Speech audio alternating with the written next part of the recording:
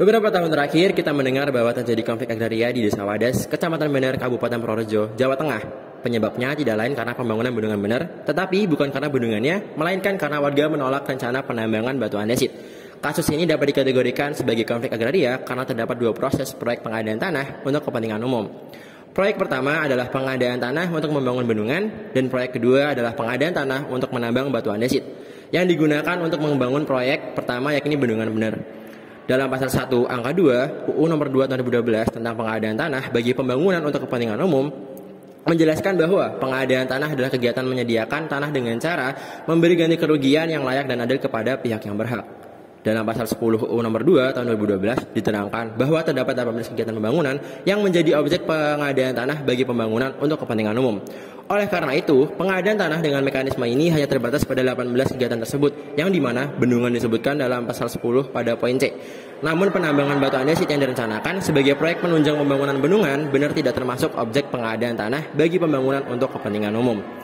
Izin penetapan lokasi ini juga cacat substansi karena Kecamatan Bener merupakan wilayah yang dikategorikan sebagai rawan bencana longsor di dalam pasal 42 Rencana Tata Ruang Wilayah Kabupaten Purworejo tahun 2011 sampai 2031 sehingga dinilai tidak sesuai dengan RT/RW-nya. Pembangunan yang ditolak warga adalah rencana proyek tambang andesit.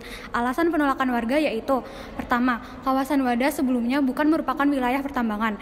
Yang kedua, kekhawatiran area pertambangan menimbulkan masalah seperti tanah longsor. Yang ketiga, warga menuding pemerintah melanggar aturan tata ruang yang telah diterapkan. Sedangkan tujuan pemerintah mempertahankan pembangunan tambang yaitu yang pertama, menjadi sarana penunjang pembangunan bendungan. Yang kedua, bendungan merupakan salah satu program pembangunan prioritas. Ketiga, bendungan direncanakan akan mengairi sekitar 15.000 hektar sawah. Dan yang terakhir, tujuan pembangunan ini adalah mencapai ketahanan pangan. Komisi 3 DPR RI memberikan rekomendasinya dan sangat mengharapkan pemerintah untuk mengatasi konflik agraria di Desa Wadas secara adil dan bijaksana sesuai dengan peraturan perundang-undangan yang berlaku. Beberapa solusi yang dapat dipertimbangkan atas peristiwa konflik agraria di Desa Wadas yaitu: pertama, pendekatan dialog yang merupakan solusi yang sangat penting. Kedua, ganti kerugian yang layak seperti tanah pengganti yang mirip dengan kondisi tanah yang diambil. Ketiga, mencari material batu andesit di luar Desa Wadas. Atau yang keempat, membatalkan rencana penambangan batu andesit di Desa Wadas. Kemudian, penyusunan Perda RT/RW yang baru merupakan tindak lanjut atas banyaknya dinamika dan perubahan terkait tata ruang wilayah di Kabupaten Purworejo.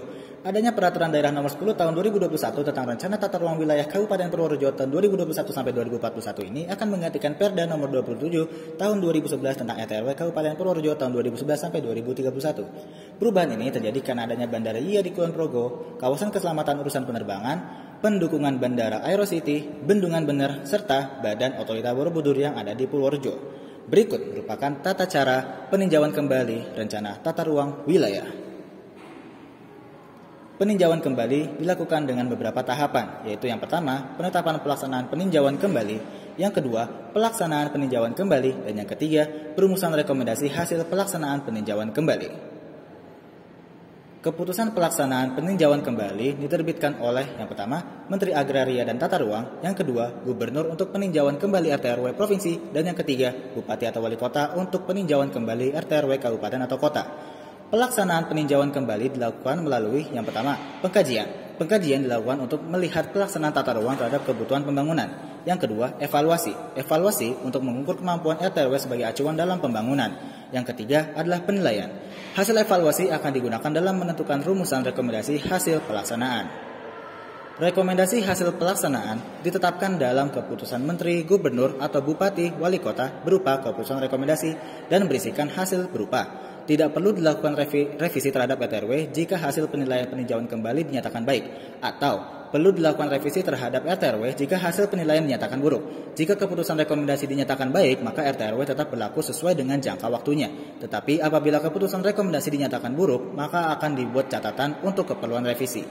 Apabila revisi RT/RW dilakukan dengan perubahan peraturan perundang-undangan, jangka waktu RT/RW tidak berubah. Namun, apabila revisi RT/RW dilakukan dengan pencabutan peraturan perundang-undangan, maka jangka waktu RT/RW hasil revisi adalah 20 tahun sejak diundangkan.